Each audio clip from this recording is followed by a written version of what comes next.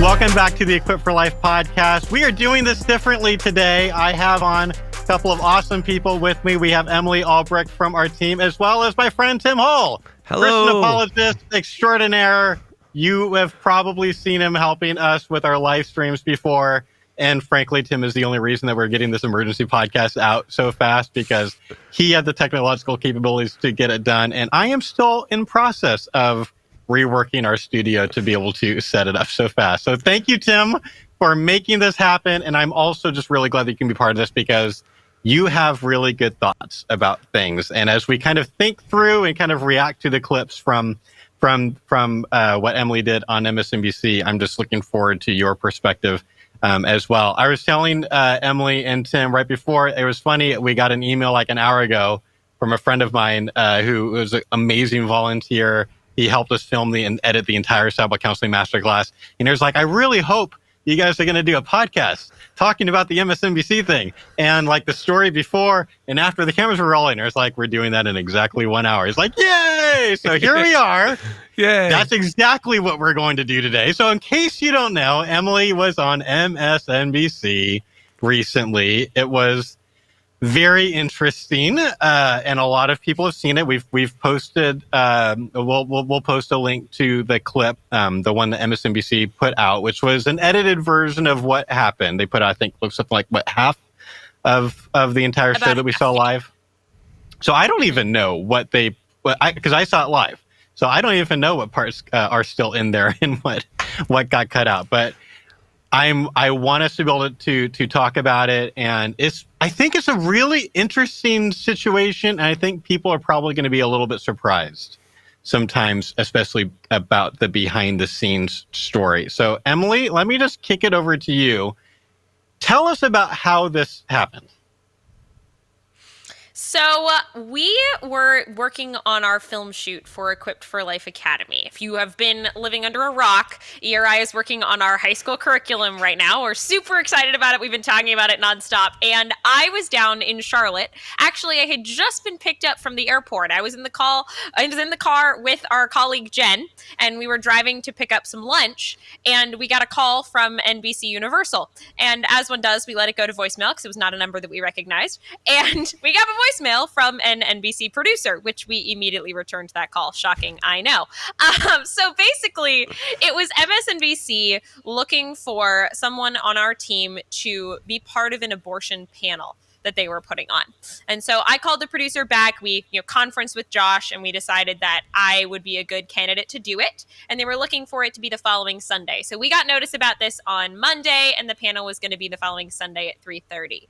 I went back and forth with the producer a little bit, did a little bit of a pre-interview over the phone, which is pretty normal for these kinds of media things. They want to get a sense of what are your stances, what kind of things you're going to say. So I did that and had a really, really positive experience with that producer.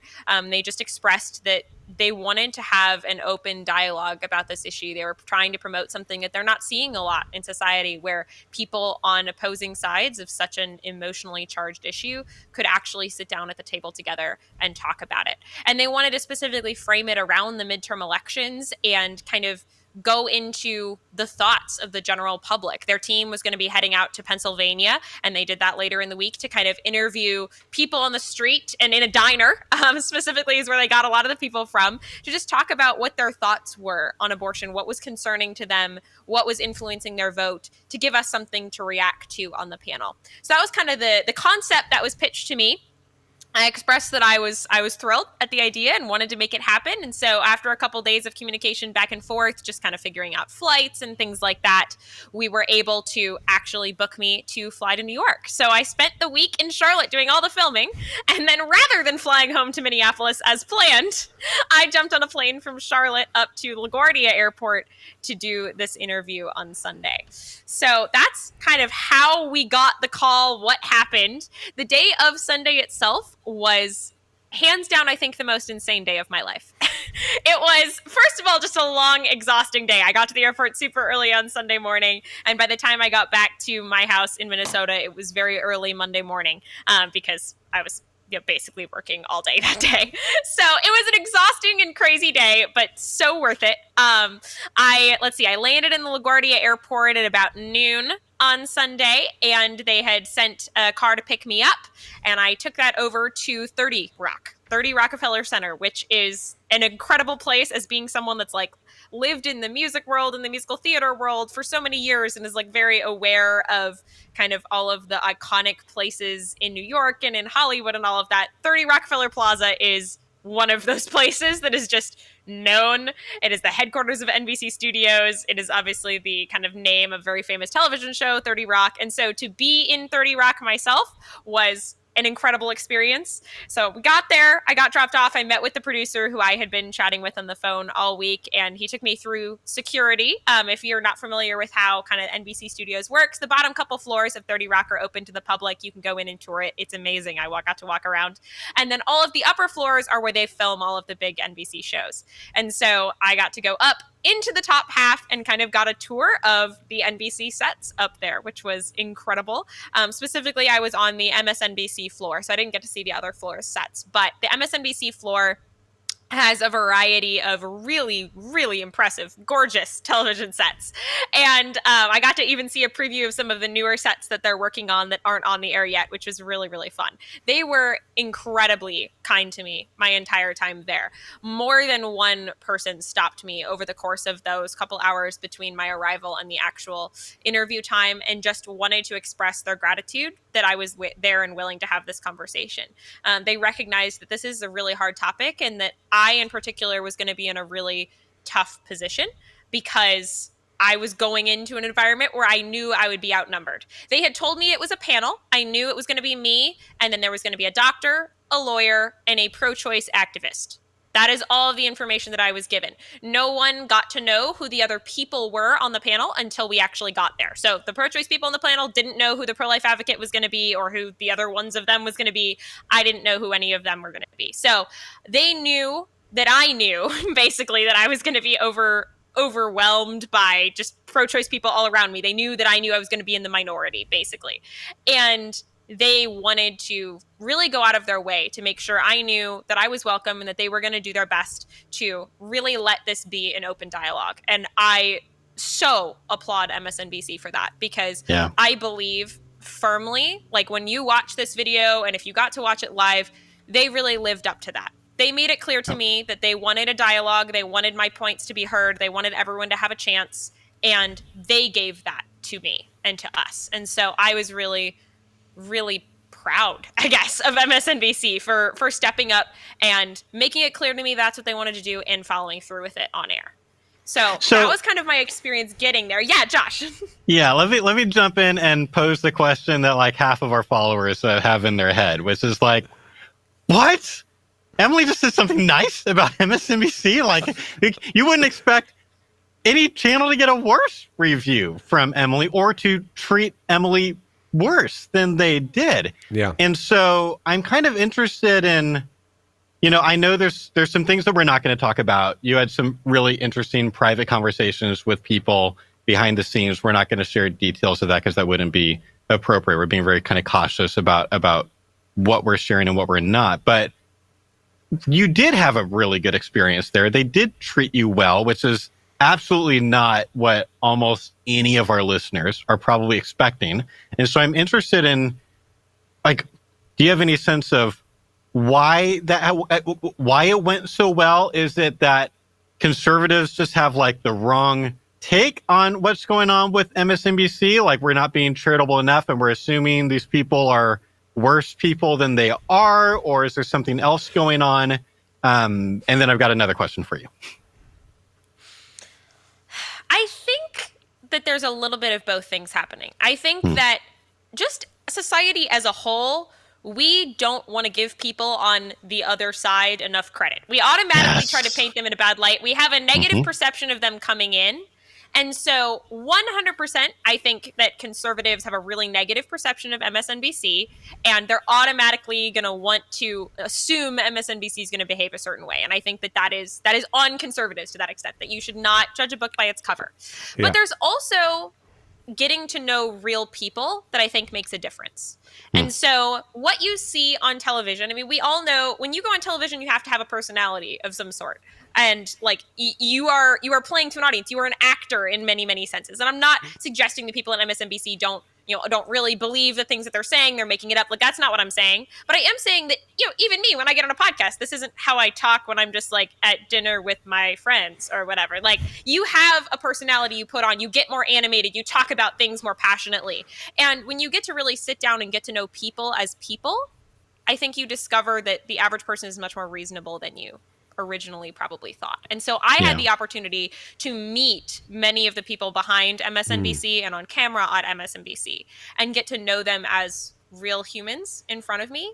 And that makes a huge difference when you get to really humanize people that think very differently from you, because certainly they disagreed with me about a lot of things, abortion and a whole lot else. Yes. But getting to actually interact with them as another person means that they also got to see me as another person. And I think that mattered for how I was treated in the segment. They came in wanting to humanize me. They met me. I got to spend several hours hanging out with them beforehand. And I think that experience for both of us changed our perceptions of who someone on the other side actually is. Yeah. That's a good point. Josh, you had one more question. Go ahead. Yeah. I mean, I was going to say, I don't know a non-pat ourselves on the back way to make this comment, but it just seems like, I mean, like all the stuff that we talk about in relational apologetics about getting in person with someone and engaging with them is just very different than online. This is just one more of many examples of that. No, here's my other question. Our more skeptical and probably conservative fan who has already seen this clip or is about to see it is probably going to wonder, okay, wait a minute. Emily sounds like she's being really nice to the MSNBC folks, but still, if you were listening carefully, Emily was told she would be against a pro-choice person and a doctor and a lawyer. And the doctor and lawyer turned out not to be remotely neutral. It was definitely 3 versus 1. And so how do you make sense of, on one hand, it seemed like they really wanted this dialogue. It seemed like they were trying to, at least in some ways, make things fair and balanced. You did get a lot of airtime for being able to say some of your things. And then on the other hand, it was still 3 versus 1. And there were some kind of other things that would seem like in contradiction to that. And so I'm just wondering, like, if after the fact, like, how do you synthesize those things together in your head?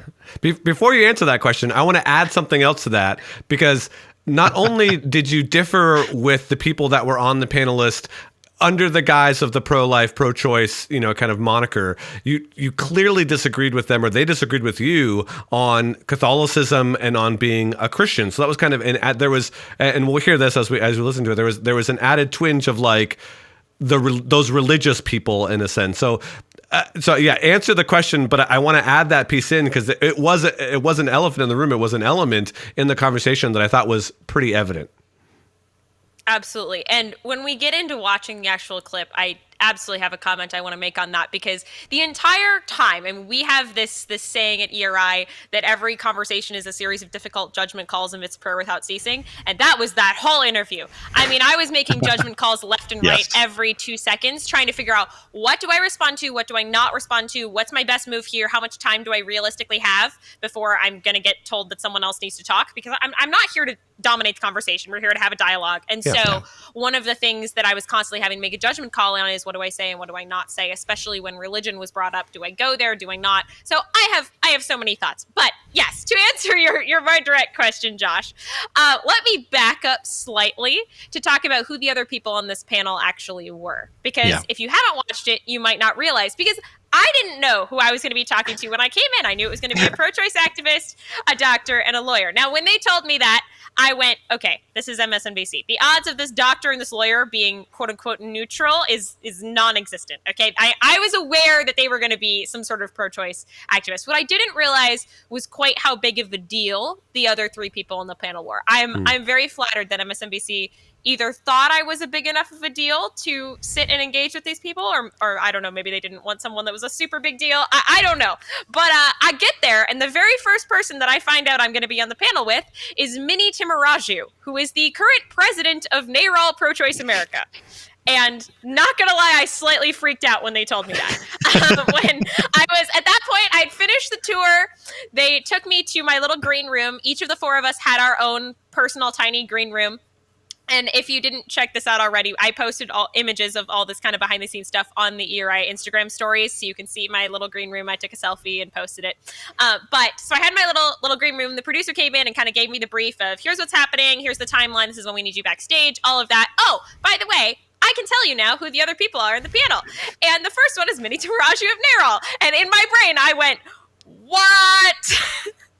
I am about to talk to the president of NARAL on national television.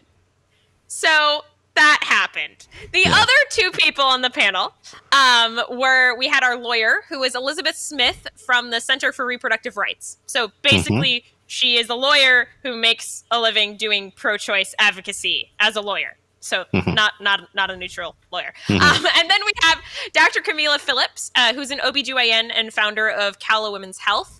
Basically, she was the closest thing to a neutral doctor that I thought I might get. I mean, is a legitimate OBGYN. She wasn't an abortion provider, but she is a huge advocate for women's rights. She's very famous in the New York area.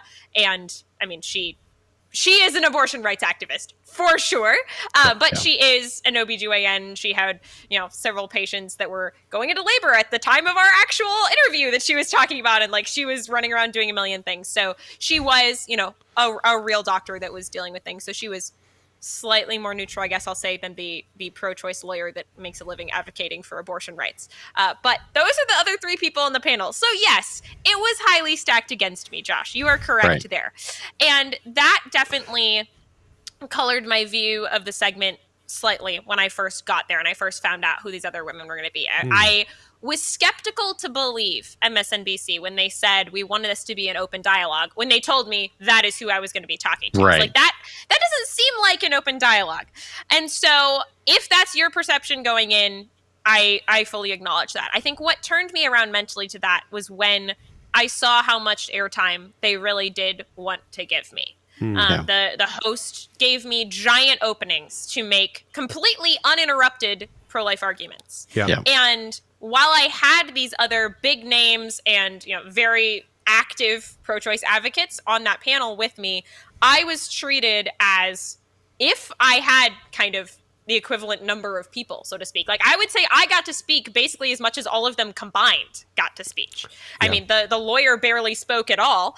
She isn't even on this segment that MSNBC published. When we did it live, she had kind of a couple things she said that were happened, but MSNBC has not even published that section.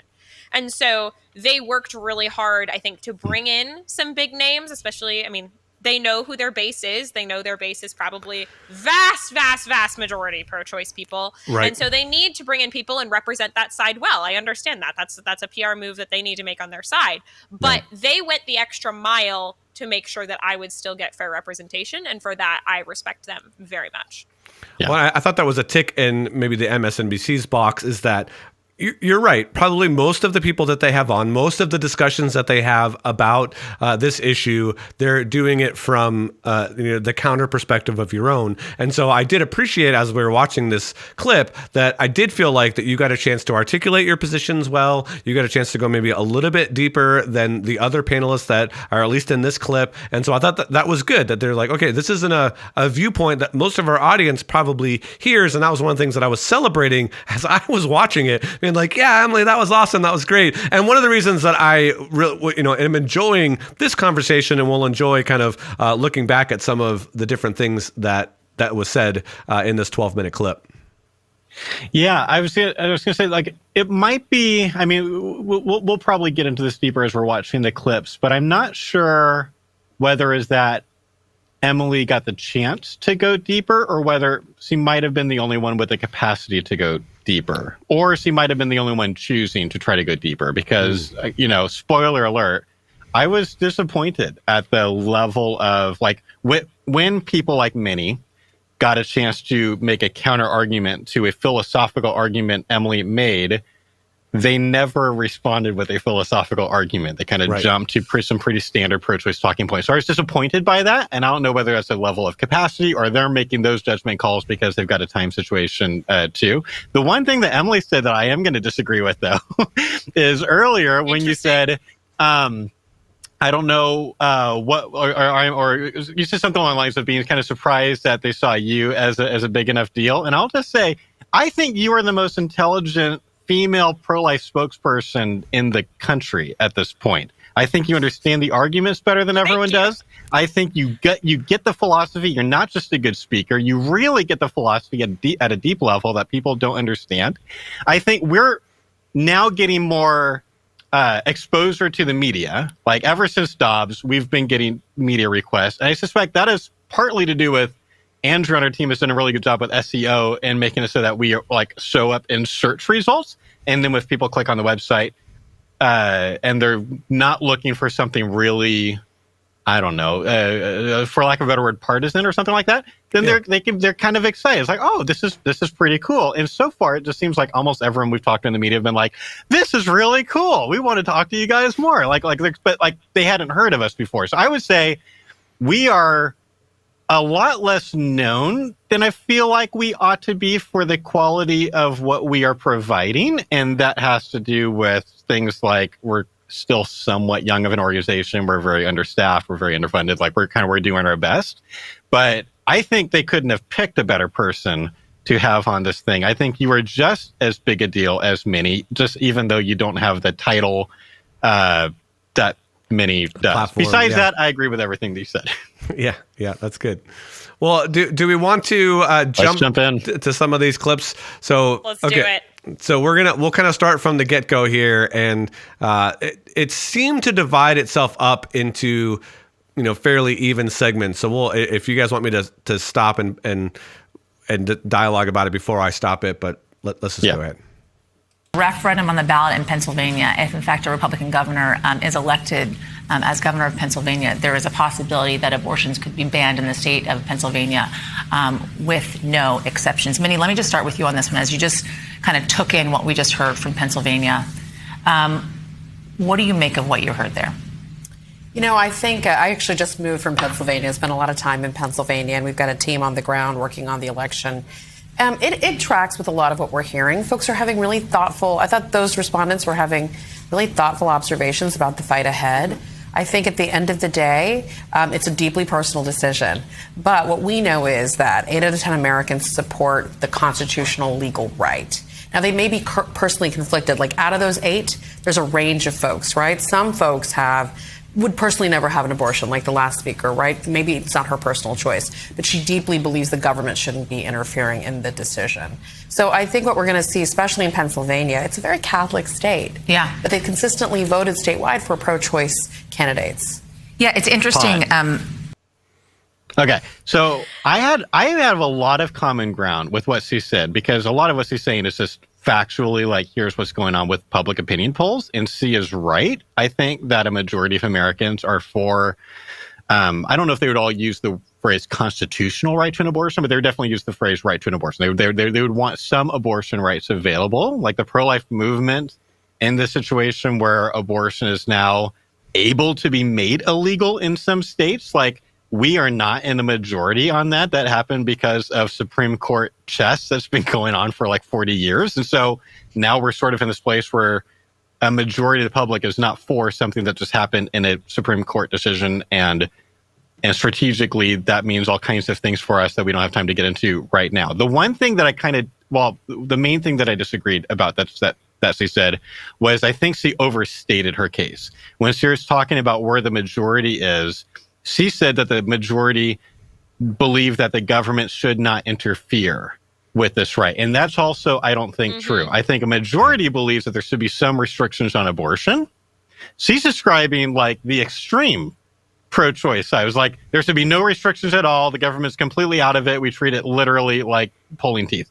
That is not where most Americans are. I think most Americans, like the majority or the biggest group of people, are going to say something like first trimester abortions ought to generally be legal. And then after that, there should be more and more restrictions after that. And there's kind of this ongoing conversation. Did you guys have any thoughts about that? Yeah, I mean, from what I understand and what I remember, again, the statistics or the question that was asked was like about the overturning of Roe itself. And a large majority of people didn't necessarily want the wholesale, right? You know, the kind of unrestricted access. And so I think that, like, you're right. She was kind of overstating her case there. And I think some people are using that as kind of a stand-in for people didn't want what happened at the Supreme Court to happen. And I don't necessarily think that that's true, particularly by polling data, because it does allow the states to be able to make that decision and takes it out of the hands necessarily of the federal government. And so I think that's a really solid point. Emily? So I would like to take you all into the inner workings of my brain as I'm sitting on the MSNBC set and Minnie says that. Please. Because I wanted to respond. Okay, I did a really bad job during this interview of silencing my inner monologue. That's as a tip we talk about. There's no way on a national talk show. Saying, I can't take a pause to think about what I'm going to say next. Okay, I had a crazy inner monologue. And in my head, I am prepping exactly what you guys just said. Okay, let's talk about the reality of what this is. I have so much common ground. Minnie, you're right. Those respondents were super thoughtful. You know, I was hearing really interesting, like I had a thing I was going to say that perfectly outlined basically what Josh and Tim just said. And then what you're going to see next is Yasmin pitched me not that. She did not say, can you react to Minnie? She said, can you go back and react to this thing? And I was like, what do? I need to change tactics because I had things I was going to say. And so I made a very conscious decision that I want everyone to notice throughout this interview. And this is the first instance where it happened. I made a conscious choice pretty much in this moment, but I had kind of previously thought about it as I was backstage, whatever. But this is kind of the moment where I went through with it and made this my tactic for the whole interview. I always decided to not be the politician who responds to what I want to respond to as opposed to the question pitched to me. Because I cared a lot about what kind of perception I gave off to many people that have probably never heard directly from a pro-life person before for this length of period of time on national television. And so I wanted to be intelligent and also kind and promoting dialogue. And everyone hates it when politicians do the thing where it's like, I'm going to say the thing I want to say. And so I made a conscious choice not to do that. Yeah. And so I don't like the way that I started out my response to this next thing. You're going to hear it. I basically was on momentary TV static of, darn it, what do I do? Because this isn't the question I thought I was answering. I riffed for 3 seconds until I figured out what I was, okay, let's switch tactics. I'm going to respond to her thing instead of what I thought I was going to say.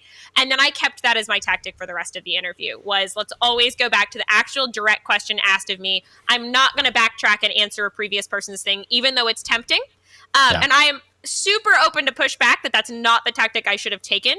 But I cared a lot about how I was presenting dialogue. And this was supposed to be a dialogue, and that matters to me in terms of what I'm going to respond to and what I'm not, how I'm going to kind of carry myself instead of butting in and rebutting her statistics or her ideas when that wasn't the question that was asked of me.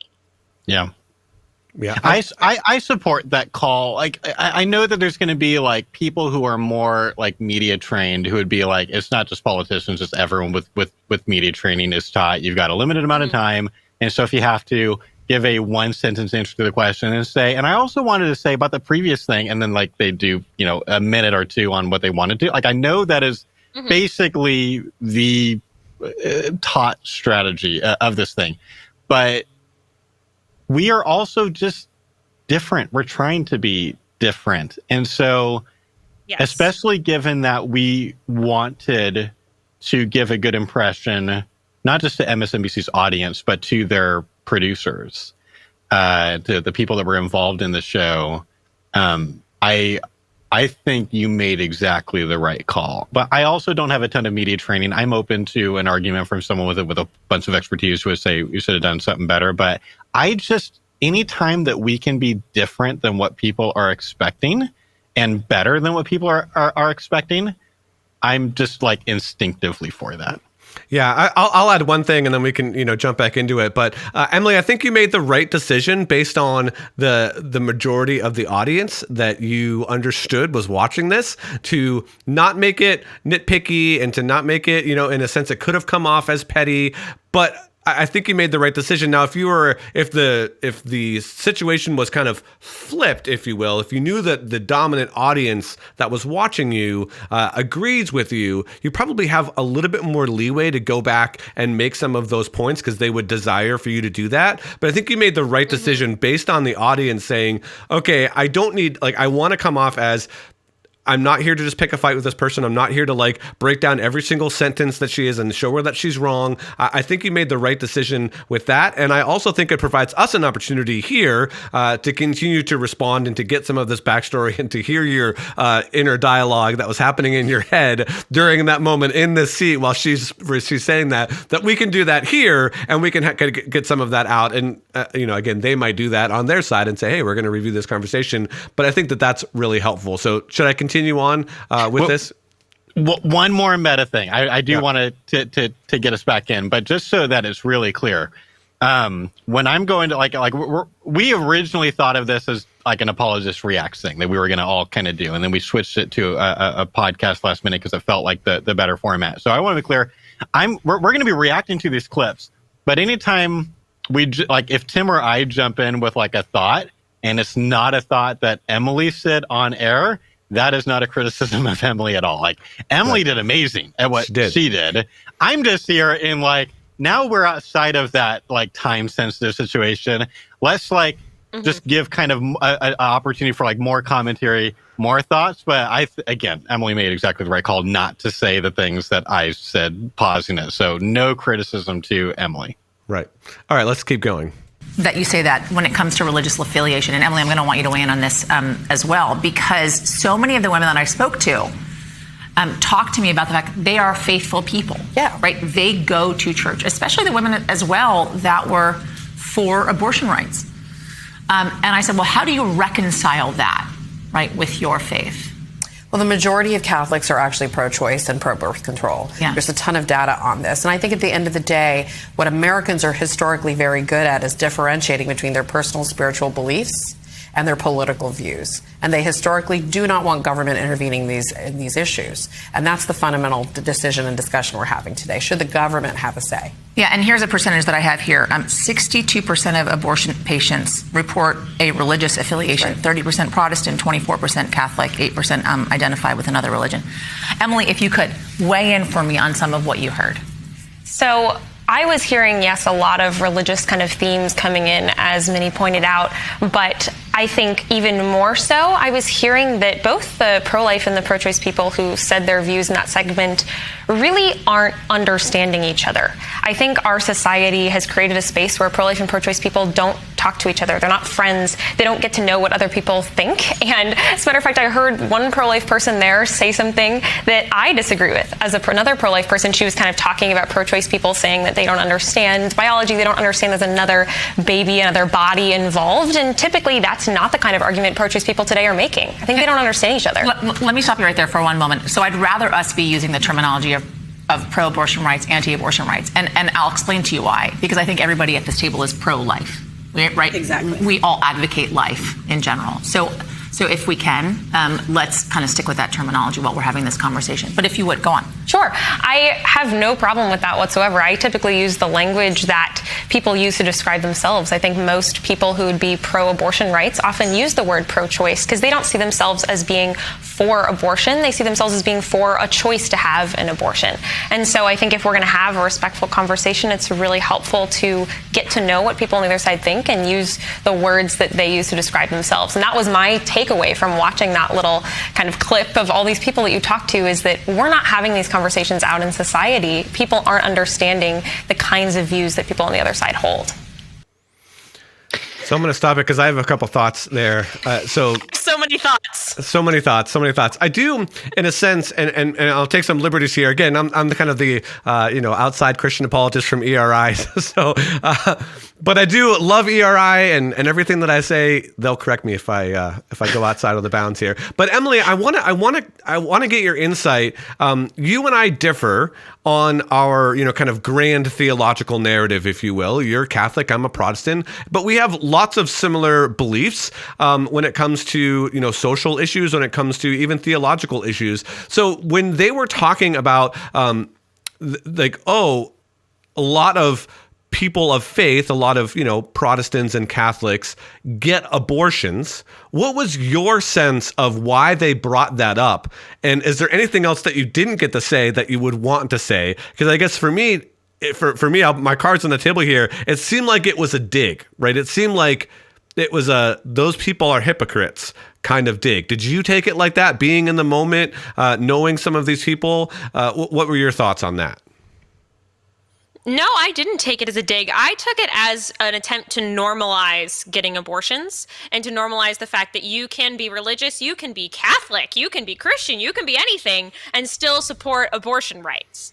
And so I think it's very on trend with all of the kind of narratives that I hear from the pro-choice lobby, if you will, that they want to make the idea of supporting abortion, having abortions as just a normal thing that is done.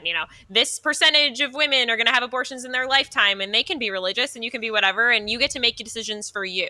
It's all very normalized, very humanized as kind of the tactic that they're going for. So I didn't find it to be offensive or a dig or anything like that. I found it to be a strategy that is very effective, I think, at kind of getting people to want to vote pro-choice. Like if it was my job to advise them what is a good media strategy, more or less, I would advise them to try to make this kind of seem as normal as possible, to raise up stories of women who have needed abortions, or to just try to make people think it in that light, that I too could be a person that has an abortion. I too could be a person that supports this.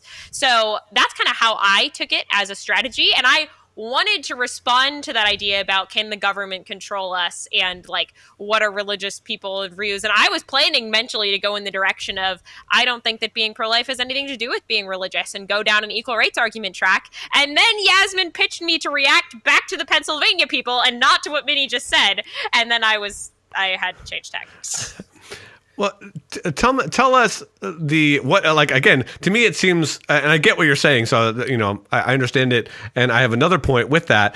It does go against Catholic doctrine, though, does it not?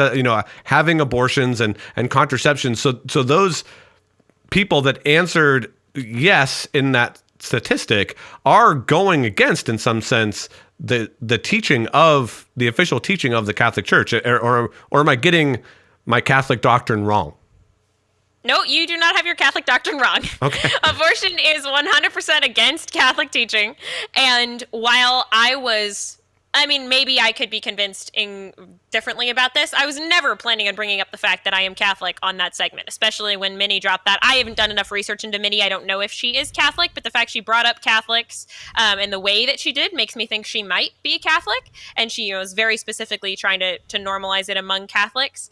But I think it is a far more effective tactic to go more the direction of, I don't think people's religious beliefs matter. Quite honestly, I don't care what your religion teaches about abortion. It should still be wrong because it is killing innocent humans, and go down that track. But you are correct that abortion is absolutely not unacceptable under Catholic teaching. And that has been a very consistent part of Catholic teaching ever since really the beginning. The earliest documents we have after the Bible from the Didache talk about abortion explicitly being wrong. And it has been something the church has been consistent on all the way through until the present day. And so that kind of attempt to say that you can be Catholic and be pro-choice, or at the very least, you can have your own personal feelings about abortion. You can be personally pro-life, as Minnie was talking about, but not want the government to control people. She's just in many ways trying to appeal to a conservative religious person that doesn't want government control. And that's kind of the tactic they're going on right now. Yeah. Josh, any thoughts before we continue? Yeah, can we talk about this language labels thing that happened yes. on air? Okay. This was so cringy and annoying to me. It was so bad. Okay. Let me talk first. I'm sorry, I'm cutting you off. I have so many things. So First of all, as many people have pointed out in our comment sections, thank you, by the way, to all of those that you have commented. Sidebar, we have gotten an overwhelming number of comments, emails, direct messages. I have responded to as many as I can. I'm sorry if I missed you. There are just so many people that have been reaching out and expressing their encouragement to me and just like, thank you to all of you. As many of you pointed out, Minnie used the word pro-choice before I did. And I didn't notice that. Did not stop her. Yasmin did not stop her, and she only stopped me when I used it. So do I have a problem with that? Yes. Am I going to make a big stink about it? No. But it is kind of stupid that I was the one that got stopped for using it, not Minnie, when Minnie had been talking for like 5 minutes already. So that was annoying. And the second thing in my head, just to like kind of pull back the curtain on where I am on labels. I am generally a person that, I'll be honest, I don't really care what you want to call yourself. If you call yourself pro-life, you call yourself pro-choice, you call yourself a squirrel, I don't care. I care what you actually believe. Because I don't think it does any good for us to sit around and debate labels. And so if she wants me to call them pro-abortion rights activists, like, fine, I will do that. It's going to be hard for me because I'm used to saying pro-life and pro-choice. So I messed up a couple times later on in the interview, and I tried to correct myself, and I said pro-life, and then I'd like add on, anti-abortion. Right. Like I tried to go with their language, but I wasn't going to do it quietly, so to speak, without providing some commentary, because I didn't like the fact that I had not been told prior to the interview what language they wanted me to use. This was not a conversation that was had, and that I was stopped and Minnie wasn't. And I wanted to make it clear also, because this was pretty much the first time I had been allowed to speak, that I was going to not let myself get walked over in this interview. I was going to be here and say intelligent things and be respectful and let other people's points be heard, but also, you don't mess with me. So if you're going to push back, I was willing to push back a little bit on that. Yeah. And it did tie in so perfectly with the point I had been trying to make, because in this clip, you don't get to see what the Pennsylvania people had been saying. Right. But what I had watched in the clip that they showed us in the studio right before this, and when you were watching it live, you got to see it as well, is I was watching pro-life and pro-choice people talk right past each other, left and right. All the pro-life people were talking about, not understanding bodily autonomy arguments, so they were making pro-choice people just don't understand biology claims, and pro-choice people were straw-manning pro-life people all over the place, and it was just like, nobody was hearing each other. And so that was the first big point that I wanted to make, especially because I wanted to come across really well at the opening of this interview, like I'm here to have dialogue and kind of get the pro-choice people watching to want to take the rest of what I had to say more seriously. I decided to go that tactic first, of a lot of common ground and let's just have dialogue, before I would hopefully later get to make my arguments in the segment, which I did get to do. But in this moment, I really wanted to kind of push back on that idea, accept and be like, I will use your language, but here's why I use my language. It's actually for a dialogue reason, because I respect pro-choice people and the words they use to describe themselves. And I think that choice was both because I wanted to make a point about dialogue, and also because I wanted to kind of show, nope, I am going to stand up for some things here. You're not going to run over me, but I am going to be really respectful in how I do it. So that was kind of my behind the scenes monologue from that moment. That was good. Yeah. So my bigger frustration, so I actually didn't notice how she had used the term pro-choice before. That's a really great observation that apparently a bunch of people made that I didn't. And this is only the second time that I've seen this. I saw it live, and then I didn't watch it since, because we knew instantly we're doing Apologist Reacts on this at some point. So I wanted to go in as cold as I could. So I haven't been like, before we even did the interview, we were like, we will be doing an Apologist Reacts to this. We already knew that. And so that's a really great observation. No, I was more frustrated that you were not told about this ahead of time. Like, I could understand it if Yasmin, who was hosting this, kind of jumped in and said, I'm so sorry. I meant to tell everyone. Here's the rule for labels on this, so just so everyone is clear. And instead of making it like she's talking down to you, like you just did this bad thing, like she's wanting everyone to use terms that are not the most common terms used. One of the reasons why we use the term pro-choice, which is there's problems with every label. There's problems with labels pro-life, with pro-choice, with all the labels. People are more complicated than the labels that we give them. So we have to use labels because of language. But we'll agree, there are problems with both the labels pro-choice and pro-life, but it's kind of like where we've been has been, this is still typically what pro-choice people call themselves. Yeah. And it is the kind thing to do, to call people what they want to be called. And I know this goes against the grain of what some pro-life people would say, which is like, no, it's all about the language. Whoever frames the language and controls the language wins the whole thing. And I'm just not convinced by that. Certainly not in dialogue settings. So her coming in and coming down on you like that, we're like, now we're going to use some airtime right in the beginning. As soon as Emily has said one thing, to basically lecture her on, here's the language that you ought to be using. And by the way, labels that aren't the ones that are typically used. I had a big problem with that. Now, I am fine with those labels, by the way. If you're going to pick neutral labels, those are pretty fair. And I would be fine. People of this, maybe we should go away from pro-life and pro-choice and switch to labels like that, and I'd be okay with that. It would be hard. It's this thing where people have been using these labels for 40 years. It's kind of good luck getting everyone to change it. Planned Parenthood has been trying to get people to stop saying pro-choice for at least 12 years now. They don't even like the word pro-choice, which is why it's kind of hilarious to me when pro-lifers get mad at me for saying pro-choice. Planned Parenthood doesn't even want to say pro-choice. So I'm fine with the neutral ones that she picked. I'm not fine, and this is again spoiling. I don't want to spoil too much, but where Minnie comes in later to say, no, here's actually the label that we ought to use, and then she gave a very unbalanced one that I know we'll talk about more. But yeah, this was the most frustrating thing I think that happened for me watching this entire thing. I'm like, what is happening right now? Well, yeah, and I think one more comment, and then we can jump in. But to me, she was using that as a conversational tactic to be on the common ground, right? To get everyone on common ground. And my friends here have already said, my goodness, language has a context, right? When we talk about pro-life and pro-choice, it has a context. So you don't need to change the language in that sense just to make a point on common ground. So let's continue on with this video.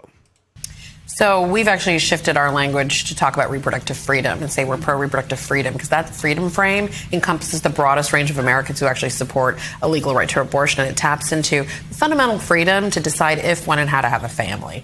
So look, at the end of the day, I think choice... Okay. Can we just talk about this now? Wait a minute. Yes. Go, okay, Josh, so go. I think I'm going to pitch to Emily, because you just did an awesome TikTok on this, and Yumi and Andrew all had some kind of long discussions about that, yesterday morning or something like that at this point. But we've been thinking about this label that Minnie kind of jumps on, but it's just Yasmin's acting like she's on her side. She just came down on you, and then Yasmin was like, no, I actually think it should be this other super not neutral term. I didn't like it's arguably good strategy and definitely playing to the audience. But it's look, if this cringy thing has just happened and we're like, no, everyone is going to use these more neutral terms or supposed neutral terms in this discussion. And then the other people are like, well, actually, what we could be doing is we could be talking about how people are anti-choice and are so excited about these parasites. It's no. That's super not neutral either. What is happening right now? But Emily, why don't you talk a little bit about kind of where the results of our conversation on the phrase pro-reproductive freedom? Pro-reproductive freedom. It is such an interesting switch of tactics, and I've heard a lot. I mean, we talked earlier in this podcast about kind of the switch to talking about freedom to do things like appealing to the more conservative, government out of control, and you as a conservative Catholic or Christian, you too can support abortion rights. This to me is a very natural outgrowth of that, to start using the reproductive freedom language to describe what being pro-choice really is. And I think that basically there's two different sides to this piece that we just behind the scenes glance at ERI want to do, I think, some more digging into each of the two sides of this. But kind of the brief version and the version that I turned into a TikTok yesterday and posted was the fact that language, pro-reproductive freedom, is very misleading, because true reproductive freedom isn't actually a thing. Like, as anyone who struggles with infertility knows, even if you are using assisted reproductive technology, no one can actually control whether they reproduce. And once you have reproduced, your biological parenthood can't be ended, even by the fetus's death. You have some freedom in your life, essentially, to be able to, like, make choices sure about whether or not to kill this biological child that you have, like, and using that in just a biological framework, not a personhood framework. Like, are you going to kill this biological offspring? Like, you have the freedom to make those choices, sure, but that does not give you true reproductive freedom. We don't get to really control what our bodies can and can't do, whether you do reproduce or you don't reproduce. There's nothing we've been able to figure out yet in our society to ensure one or the other happens. And so there's an issue with kind of the framing of, is this even a concept that is true? Does the concept of reproductive freedom actually exist?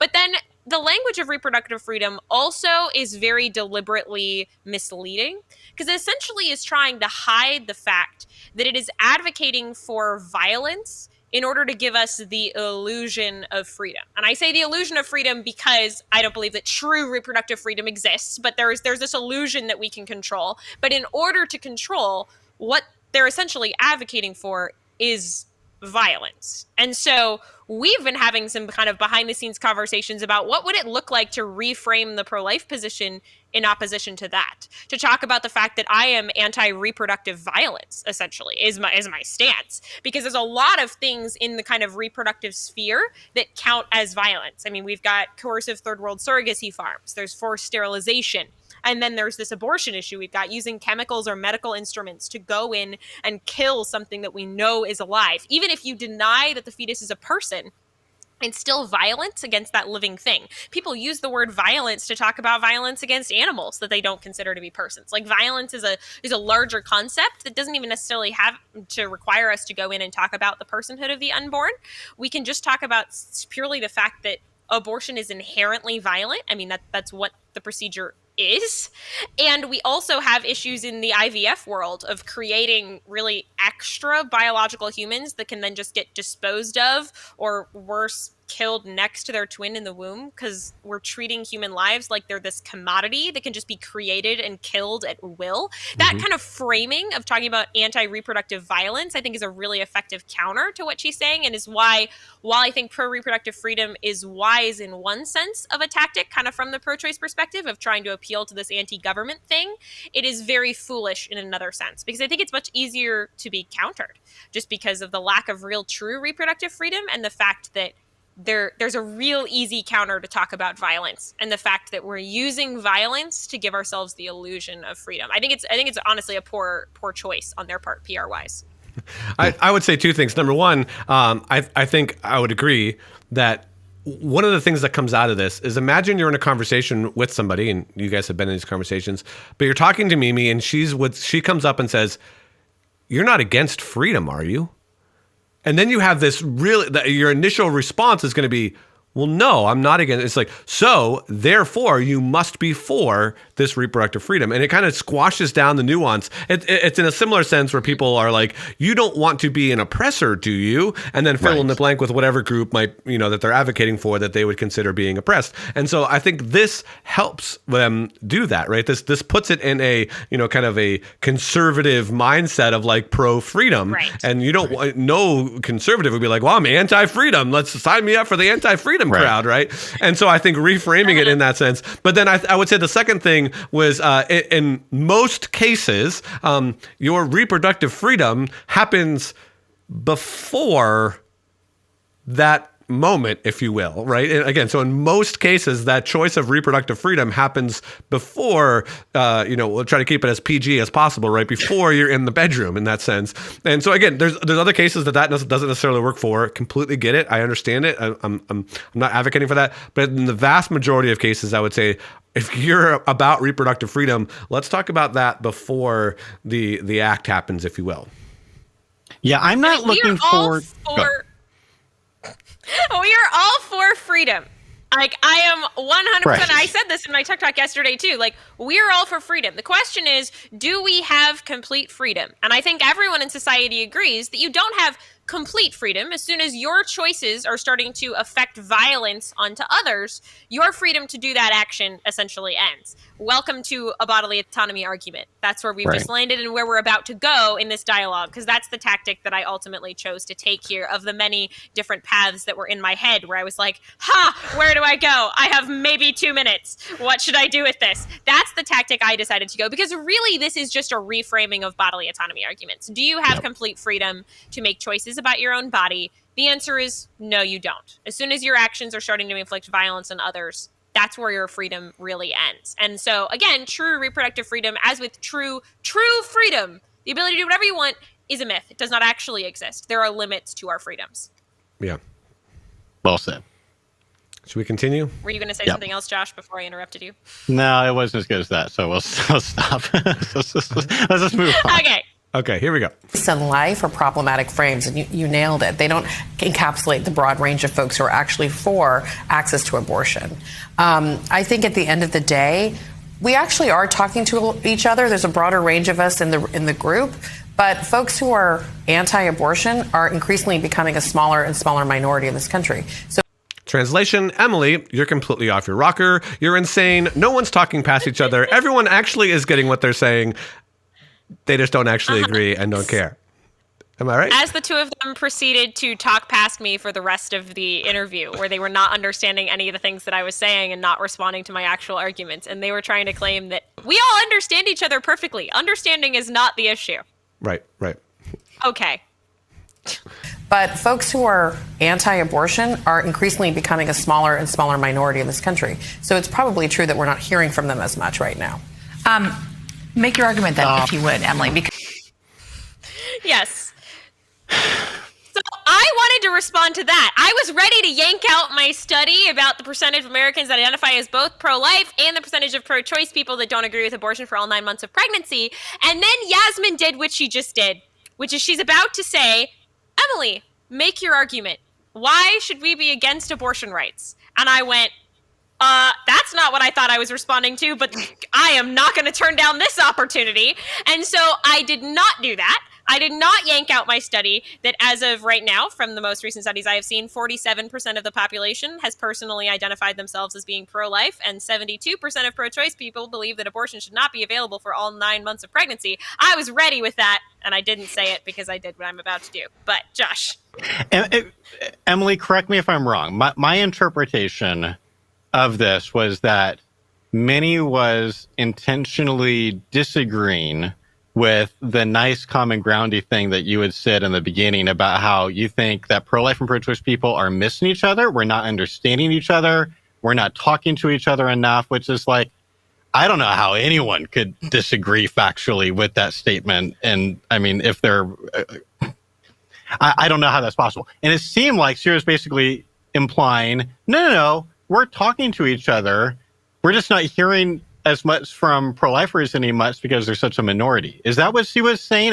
Was I hearing her correctly? Yep, I think that's what she was saying.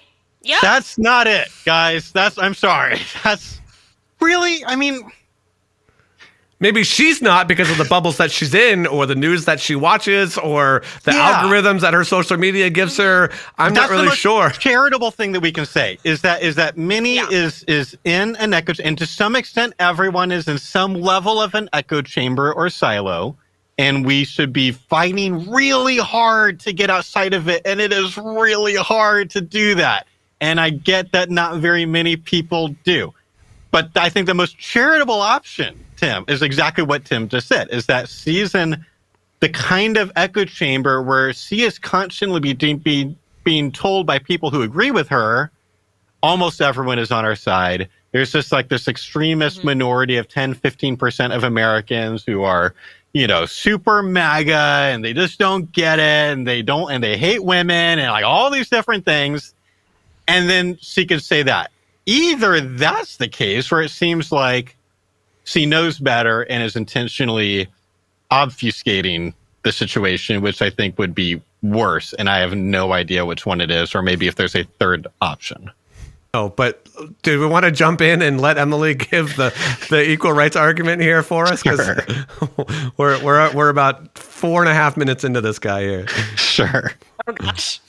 Because so we're hearing from you that it's important to have this conversation, right? That we're all here though at this forum, right? Sitting at this table. This is what this segment is about. This is what this conversation is about. So if you would, for me, tell me, why is it that you think it's important to not provide abortion rights to women in this country?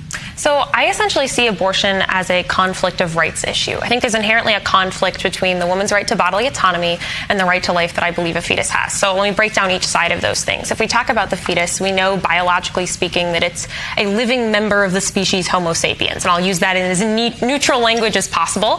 But I think that since we know it's biologically human, I also have a belief that all humans deserve equal rights. I think that all humans are persons that should be protected under the law. And so I do think the fetus has a right to life. But then that obviously comes in conflict with the woman's right to do what she wants with her body. And I think that women's rights and anyone's rights to do what they want with their body is extremely important. But I do think that our rights to do whatever we want with our body have limits. Ultimately, when the choices you're making about your body are harming another person, and that's what's happening in an abortion, it's an act of violence against another human person, that's when I think your right to do what you want with your body does have a limit, when it's coming up against that other person's. And so ultimately, unless a woman's life is at risk, I do think that you don't have the right to do an act of violence against another person. Can you define for me the definition of a fetus at 8 weeks? What is that scientifically? Yeah. So we use the term fetus when a person comes in to be evaluated. And in that period of embryological development, we use words like heartbeat. It's not a heartbeat in the way we think of our heartbeat for chambers, valves, etc. It really is a collection of electrical activity that, yes, has the potential to become a heartbeat the way we think about it, but no, in a medical perspective, we don't think of it as a full-formed person the way people in this argument often use it. Pause. So many things just happened. It was Number a really one, strange transition, wasn't it? Yeah. Yes. Yasmin asked her to biologically define a fetus. She ignored that question and started talking about heartbeat, and then she said that heartbeat doesn't mean it's a person. So, Right. So like three disconnects happened there all at once, and my brain went, which one on earth am I supposed to deal with? Because I could deal with any of the three of those, and I don't have time. She did the thing that you committed not to do that we talked about earlier, right? She did the politician type, I'm going to answer the question that I wish you asked me, not the question that you actually asked me. And it was she was responding in her way to your alluding to personhood of the fetus, right? So yeah, I think to me that's what it's happened. About biology. Right. When she was asked, when she is there as the biological scientific representative, I guess, and she decided to take it in a weird direction as far as I was concerned. Josh? Well, I mean, she's making a category error that is really common where people, she got asked, just like Emily said, a question about science. And she talked about a little bit of science. She talked about her view about the heartbeat thing, and she doesn't think that when pro-lifers talk about heartbeats that she would say that we are sort of misleading people about what's actually going on, that an embryo's heart is different enough that we shouldn't think of it as heartbeats. Secular pro-life has some really good stuff on this, by the way. We'll link to a bunch of their stuff because it's not a good argument. I have things.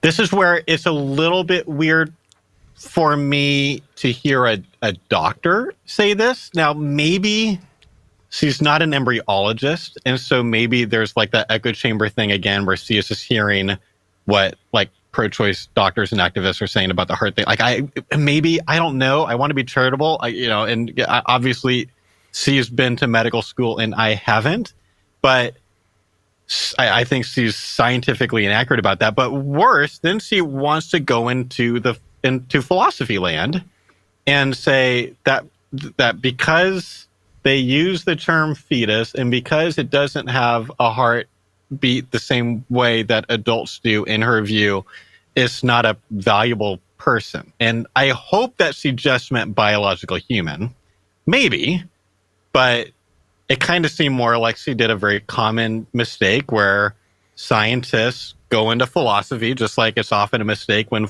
philosophers act like scientists. Like, we should all have some intellectual humility about, what are our areas of expertise and what are they not. Doesn't mean that we can't have opinions about things that are outside of our expertise, but generally speaking, when it's, if almost all the scientists agree on something, I'm going to be like, benefit of the doubt should go on them unless there's a really good reason not to. And I think that's reasonable.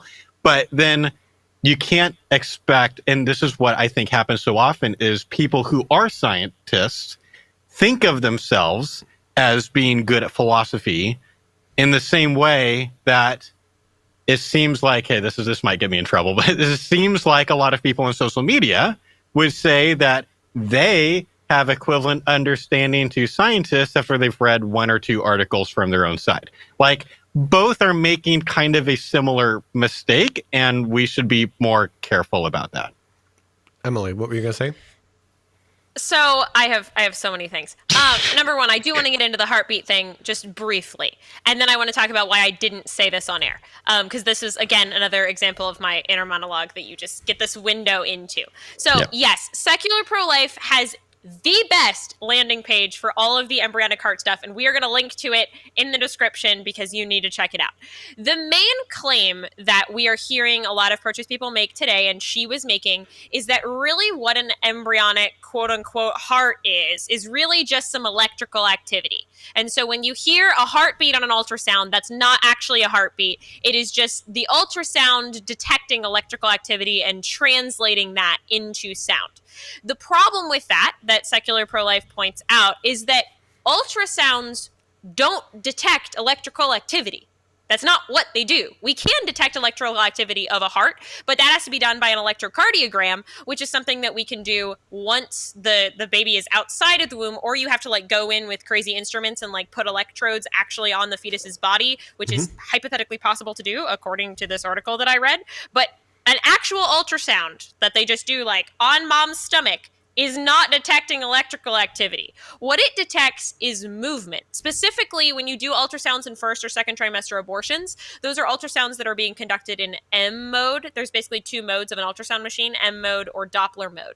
And M mode is what you're using. And M mode basically means it is detecting movement. In other words, what it is detecting and turning into an auditory signal is the movement of blood through chambers. There is an actual heart that has chambers. There is blood that is being pumped. Does it look like my heart? No, because it's still developing. However, there is blood that is being pumped through chambers. I don't know what your definition of a heart is that is not that, when there is blood being pumped through chambers in a heart. And so this misnomer, when people bring up electrical activity, always sends alarm bells off in my head, because ultrasounds don't detect electrical activity. So when they're claiming an ultrasound is just detecting electrical activity, I'm like, that is a blatant lie just about how ultrasounds work. And you are an OBGYN. I'm sorry, you should know that. So I wanted to go that direction. I had crazy alarm bells going off in my head while she was talking, but I chose not to. And I am totally open to pushback on all of the calls that I made during this. I am open to pushback. I want to get better at all of these things. I made the call that pushing back on her faulty biological claims was not the move, because to the average person watching, she is the doctor and I am not. Yep. And I was like, I can yank out, some of this knowledge that I have and press her on what ultrasounds do and don't do. But I was like, I just feel like that's not going to get us anywhere. I'm going to have a better technique, or it's going to be more effective if I push her on the fact that she just made a biological claim into a philosophy claim, and try to go more in that direction, which I didn't get to fully flesh out, but I did get to kind of start doing that. I was able to interrupt in a little bit and get a piece of that. And so that was the move that I made in the moment, was to let her be her biology expert, saying false information about hearts, and go more of the, you're making a philosophical claim. Sure, we know that the embryo doesn't have a heart that looks like mine, but that doesn't make it less of a person. I went that direction instead. Yeah, I'll just do the famous TikTok guy and kind of point to you and be like, "Oh, it's this side actually." Right, that's just what I do. I will point out before I hit play again, the faces. If you're watching this on the video, the faces that I paused Emily and Mimi on are absolutely hilarious right now. But that's just a side issue. So let's continue. Can we on. just say that Yeah, Minnie had very weird faces during a lot of the times that I was talking. It's kind of entertaining to watch. Your face is like, what? And her face is like, really? Like, I don't know. That's just, but just trying to inject some levity into this. Let's continue. Yes. Go ahead. So I think that you just pointed out a great place where pro-life and pro-choice people often talk past each other. I think that when people say phrases like the unborn isn't human, oftentimes pro-life people are talking about the biological sense. Is it a member of the species? And oftentimes pro-choice people are talking more about this personhood sense. Is it like you and I? And I think the science that you just pointed out about heartbeats, you're talking about, is it the kind of thing like you or I that should be treated like you and I are treated? But the science is the is it biologically human? Right. But the science is the facts at the end of the day. I mean, that is, I mean, here at our show, that is what we believe is a science. That is the definition of what. Emily, do you believe the science? I mean, I believe the real science, not the science that she was falsely saying about Okay, heartbeats. I just But wanted to give you a also- clear opportunity to say yes, because that's what she was implying, is I that believe you obviously don't. science. She was not saying science, and she was using science to make a philosophical claim, which no one seemed to understand, again, because everyone's talking past each other, which Minnie claimed we're not. No one's talking past each other. We all understand each other perfectly. And then I said words that they did not understand. So this would be kind of like, this is such a bad response. And the thought that came to my mind is like, imagine like going to a different topic. Let's talk about COVID. So if you have someone on the right who didn't want to wear masks, I know not everyone on the right was like not wearing masks. I was saying, most likely, roll of the dice. If there's someone not want to wear a mask, they're probably on the right side of politics. And so they're there and they're talking to their more liberal friend who is making a principled argument about how, look, in this kind of a health crisis, we should just all be doing our best to protect not just ourselves, but the people around us, our family, our neighbors, the people that we're next to in the airport or the airplane or whatever. And imagine if the person on the right responds simply by only saying, it's just about science. I'm just all about science. I'm about facts. And the facts are that masks don't make that much of a difference. That is not going to be persuasive to the person on the left. It just comes across as dismissive. And it comes across, and this is that thing where this is scientism. This is this like idea that like in the end, science is the only thing that we need to figure out. We just need to figure out the facts of things. And no, that is anti-philosophy and anti-reasoning. And there is more than just science. Science cannot tell us that the unborn is a valuable thing like you and me, just like Emily was explaining on the air. You're not going to get that from science. I wish you could. That would be great if we had, some kind of a scanner and it was like, ooh, super valuable person, don't kill that thing. But we don't have that. That's not in our reality. And so reasonable, the really, really smart pro-choice people do not make this move. David Boonin and people like that are not being like, let's abandon philosophy and like, let's just talk about the facts of fetal development. On the contrary, David Boonin opens his, famous book for abortion rights by saying, let's talk about how pro-lifers make some legitimate points about fetal development. Let's talk about ultrasounds. I have an ultrasound picture of my, I forget, like his nephew or something in his drawer. And it's really powerful. When I look at this thing, it's like, he's not doing that. No, and no one on any topic should be like, let's only do science or let's only do philosophy. We can do multiple things. Science can help us figure out facts that we can bring into our philosophical arguments, but you're just not going to, when you're in morality land, we're trying to figure out what is moral and what is not, what should be legal, what should be not. It's almost never going to be the situation where you can do it purely on science. You couldn't even do that about defending speed limits. You can, like, if you're going to defend the idea that we're going to have all these signs on the road with numbers on them that govern supposedly how fast we're going to drive, or really, 5 to 10 miles per hour lower than what we're all going to drive, like, you're not going to be able to defend that with pure science. Just like, well, let me tell you about accidents data and things like that. No, you're going to end up at some point, you're going to have to make an argument for why my right to drive as fast as I want should be infringed upon by the chance that I might hurt someone else.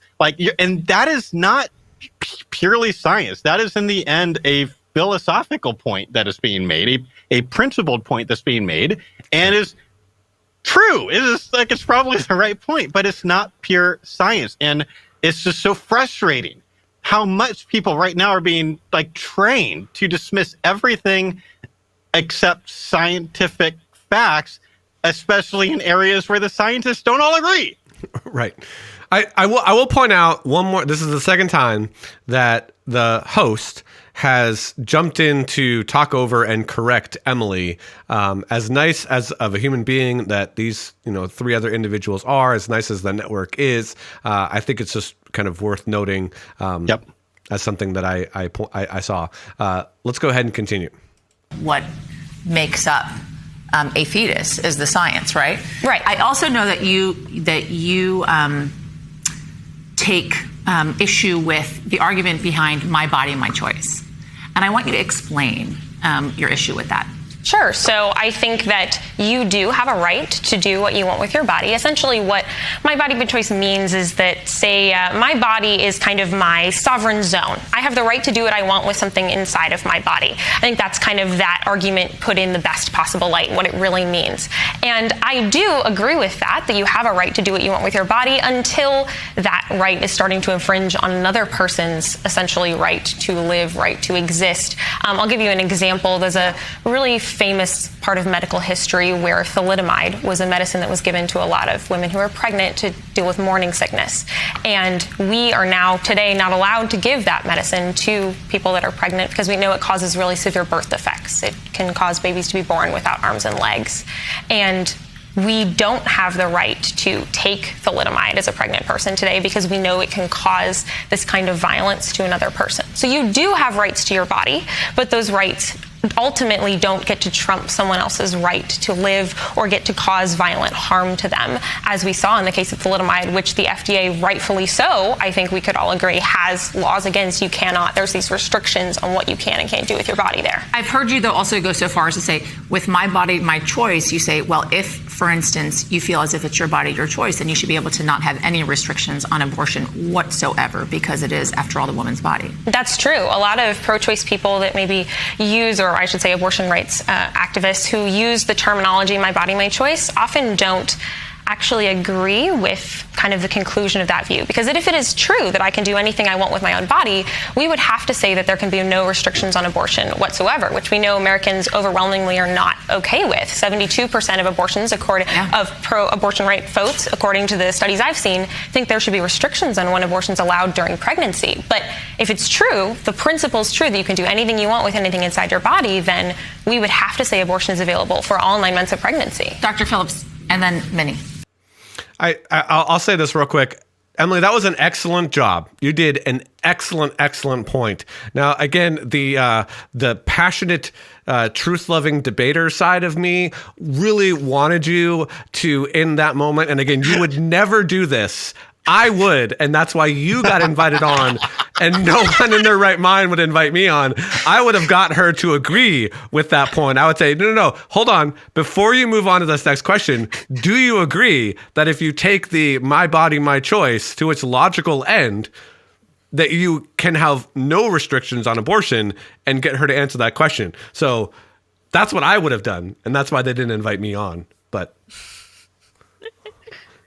yeah, I thought Emily did a fantastic job there. I thought the way that you talked about thalidomide, you did it, you phrased it in a way, and I know you did this intentionally, where it's really hard for anyone to disagree. In fact, you basically I'm sure we all agree that it's good that the FDA made this against, they pan over to the doctor. They didn't pan, they cut to the doctor, who is just glaring at you. But I thought that actually was one of the multi-cam choices that made sense to me. Okay, go to the doctor. Emily's talking about doctor stuff, and the doctor is just she's not cool. But then they come back, and it's what is she going to say, though? Is she going to say, no, we should actually be giving thalidomide to pregnant women?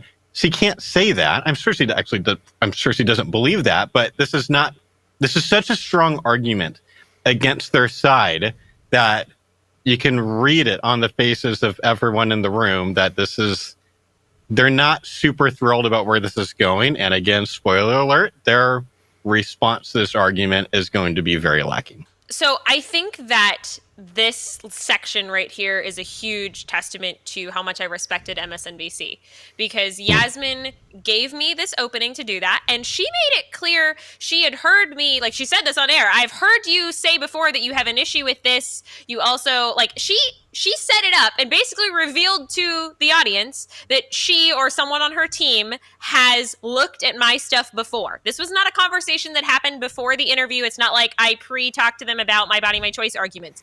They had done research into me. They knew that I knew how to make strong arguments against abortion, and they deliberately gave me an opening to make that argument and panned over the doctor who had no response to it. And so, like, she essentially knew I had this big thing that was going to cause a problem, and she deliberately asked me to go there. She didn't, like, give me a vague opening and I chose to go there. She asked me to go there. And I was genuinely shocked in that moment, sitting there when she pitched that to me. I was like, what? You want me to go? Okay, let's do this. And the fact that she revealed on air that she was familiar with my content was just, I think, really, really powerful on MSNBC's part. The second thing that I want to quickly point out that I did not notice until just now, because this is my first time actually watching this. I did it live and I deliberately haven't watched it again till now because I wanted my reactions to be more genuine. While I was talking, they had up on the bottom of the screen their little MSNBC special banner, and it's the one right before, the one right now. Tim, can you back it up just slightly and find the one that was on like a minute ago on the bottom of the banner? It was while I was talking. Here it is. Do you know how Minnie said that people that think abortion should be illegal are in the minority and they're just like really fringe and we don't possibly ever like see them? Yep. They countered that right on the bottom of the screen themselves. Right. And I didn't see that until now. And I got excited. So that's not the numbers that I'm familiar with, but it says on there 42% say abortion should be illegal, according to the most recent NBC poll. And so that right there contradicts what Minnie said earlier, that pro-lifers, people that think abortion should be illegal, that's just a very tiny minority. I don't think anyone would argue 42% of Americans is this fringe minority. Still could be a minority, but that doesn't match up with what Minnie was saying earlier. And I'm impressed they put that on the bottom of the screen. That's great. That's fantastic. All right, let's jump back in here.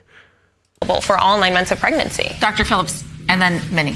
I was just going to say, I think that we don't give people enough credit for having common sense. I don't think that anyone comes in for prenatal care and at 24 weeks expects to just all of a sudden terminate their pregnancy. That is not something that really happens. And so I think we blow up these microcosm 0.025 events that might happen and make them seem larger than they are. And that's just not what happens in pregnancy. If a woman comes into a visit and we're doing an ultrasound and we find something that is just catastrophic to the pregnancy, that is deeply troubling to that person who otherwise in their mind envisioned having a full-term pregnancy. So when we talk about the argument that you just explained, unfortunately it just doesn't happen, and that it is it evokes emotion. And I think that's what troubles us in having these conversations with each other, because that type of statement becomes emotional, but it's not factual. Can I just hold on? I just 2 points I just want. Wait. You heard me trying to interrupt because I was ready. I was so ready to talk about the fact that she's the one that's saying not factual things. And I'm going to go off on my 2-minute tangent. Again, Secular Pro-Life is the place you want to go. They have an incredible landing page. We're going to link to it in the description. The two key studies of all the things that you need to know. Diana Greene Foster and Katrina Kimport are the most amazing human beings at like looking up research on this, and they are huge abortion rights activists, to use the language that Yasmin wanted me to use. So the two of them from the University of California, San Francisco, have been specifically trying to convince pro-choice people that they should be for all abortions. We should not be allowing there to be any restrictions on abortion. And so they've been doing extensive research and publishing on basically why it is that people get abortions post 20 weeks and then into the third trimester. There's two specific studies that I want to bring to your attention really quickly. So the first one is Who Seeks Abortions After 20 Weeks? And it was published in 2013, and I am literally going to quote part of it to you right now. In contemporary discussions of later abortion, few empirical data exist about the women who seek these procedures, but speculation abounds, including the presumption that these women are intrinsically different from those seeking early abortions. Despite this common narrative, women in our study who obtained first trimester abortions and women who obtained abortions at or after 20 weeks gestation were remarkably similar. The only significant differences between the two groups were the age of the women. And they go on to talk about all of the reasons that people had abortions in these two things, and the fact that there is no statistically significant difference between the reasons people have abortion in the first trimester and the reasons people have it late on. And then Katrina Kimport did another study that was just published in April of 2022. So this year, as I said, she is a giant abortion rights activist. She is well known and well published for this.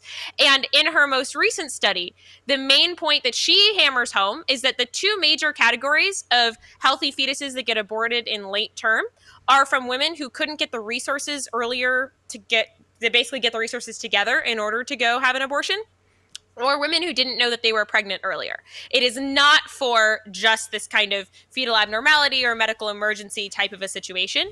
And so she is trying to advocate that all pro-choice people, you need to be for all of the abortions, because there will always be women, and there are lots of women, there are thousands of women that are not having these abortions for only medical reasons. And I was ready to drop all of those studies, and you heard me trying to interrupt and do it, and I couldn't do it, and it was very frustrating, but I'm going to link them in the description. There's also a ton of resources in Secular Pro-Life's website with specific stories, women speaking out about how they needed an abortion in the third trimester because of all sorts of reasons that are not the reasons that Dr. Phillips just said. I have more to say. Excellent. Go. Emily made a philosophical argument. She gave two different philosophical arguments for why there's a problem with the my body, my choice kind of argument. The doctor's response to a philosophical argument, and to be fair, doctors are not philosophers, but she's acting like this is a good counter argument, is to say, one, that late-term abortions are super rare, and MSNBC was ready to put up that graph really fast. But that has nothing to do with the point Emily was making. It doesn't matter how rare they are. It doesn't matter if they are hardly ever done in the 9th month of pregnancy. The point is a philosophical one. There is no way to condemn late-term abortions morally if the way that you ground your pro-choice beliefs is that a woman can do whatever she wants with anything inside of her body. And given that almost no one agrees with third trimester abortions, that should give them pause and figure out, is this thing that Emily is saying true? And if I'm going to say this one thing, then I have to also agree with this other thing? Or is there some reason why, like, maybe this is like a straw man or something like that? Like, that would have been a fine way to try to respond. It's not a straw man, but they could try that. But instead, she goes to say late-term abortions are super rare, and they only happen because of a problem with the child, which, as Emily has pointed out, that's not the case. It's kind of a tired pro-choice talking point that was happening during even like the partial birth abortion ban debates, and it wasn't true then either. In fact, even pro-choice people are pointing out that it's not true. Like, Katrina Kimport and Diane Greene Foster are incredibly pro-choice. The guy who literally invented the partial birth abortion procedure said that he had done it for elective reasons for women. Like, that happened. Secondly, notice how the doctor is now accused Emily of bringing too much emotion into the debate. She's like, when you talk about late-term abortions, you are bringing too much emotion into the debate, which I find very ironic, given that, I mean, you've done how many live streams with us at this point, Tim? Like how many times have we said, our goal in these dialogues is to try to bring the emotional temperature down, try to help people to have a reasonable, conversation. Of course we want that. Of course it's going to be hard. Like, I've had people like multiple times be like, hey, when I go to like the March for Life, should I go and try to get into dialogues with all those protesters who are literally screaming at us? And I'm like, no, I don't really think that's it. I mean, like, I know people do it, and like, but as a really good pro-life dialogue guy, I'm not touching that because I don't think it's helpful. In fact, if anything, I think more likely than not, you're going to push them further away from changing their mind and not, here's an opportunity. I found a pro-choice person. Now we're going to have a conversation. that it's going to happen rarely. You're rarely going to stumble upon like a super open-minded person who happens to be there and isn't super emotional, but it's just not going to be very often. So of course we want to bring the emotional temperature down, but that doesn't mean that we should like try to eliminate any kind of an potentially emotional thing from the debate. We've said, how is there any dialogue anyone has ever had about abortion with a pro-choice person who has not brought up the question of rape? Ever in the history of all time, has it ever happened? Like at least in the last 100 years? I don't think so. And it's like, and we know it's like less than 0.5% of the abortions, according to Planned Parenthood's data, is primarily because of rape or incest. And we're the ones that are like, no, let's respond to them because that's like something like 12 to 16,000 women, and we should be willing to talk to them. But like, it's still true. That is a tiny minority of abortions that pro-choice people focus on because it's the one that's going to put us the most on the defense. And so it is not true that we should so sterilize every conversation and completely take all of the emotion out of it. If that was true, pro-choice people would be by far the worst defenders of it. But I'm like, no. I think it's okay sometimes to have emotional elements of this conversation. I think it's okay if you're talking to someone who's post-abortive or who's a survivor of rape, who gets emotional in the conversation. That is perfectly normal, it's perfectly healthy and to be expected. And it's okay when we get a little bit of emotional. We should try to not have it turn into like obviously yelling and like that. There is some limit. But no one thinks that we should completely sterilize the debate. And all Emily did was make a philosophical argument that if you're going to say that, then you also have to agree with this thing that, of course, most of us are going to be opposed to. And her response was like multiple bad arguments. Yeah, I'll say this one thing and then we can continue. I would agree. Emily made a very cold, emotionless, logical argument.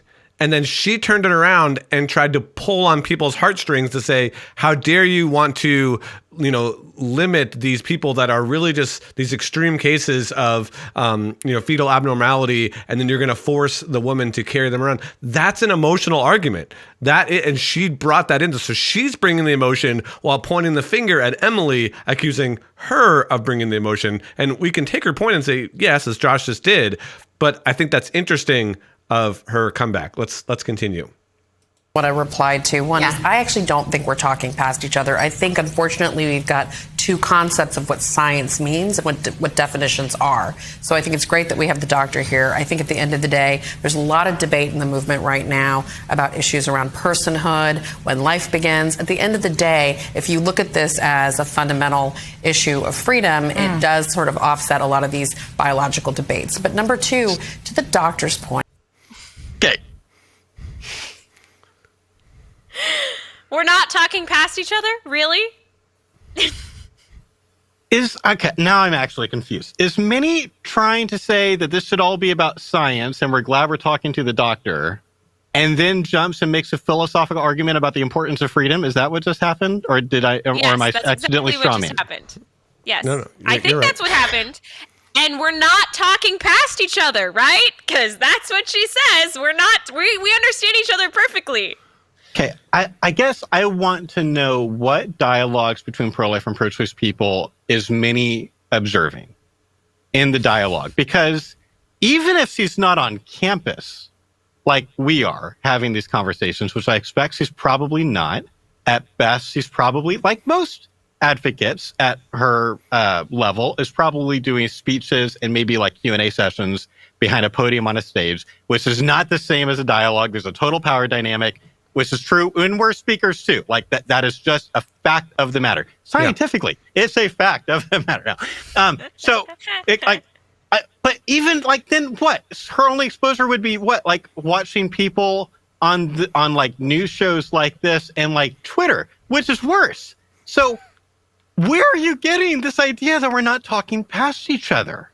Right. That's so confusing to me. And look, and see, once again, she is the only one intentionally like trying to disobey Yasmin's language like rules. She's yet again like, no, this is exactly why that we should really be doing the freedom thing, because once you think about freedom, it sort of like ends all of these pro-life arguments coming from Emily. It's like, no, it really doesn't. It really doesn't.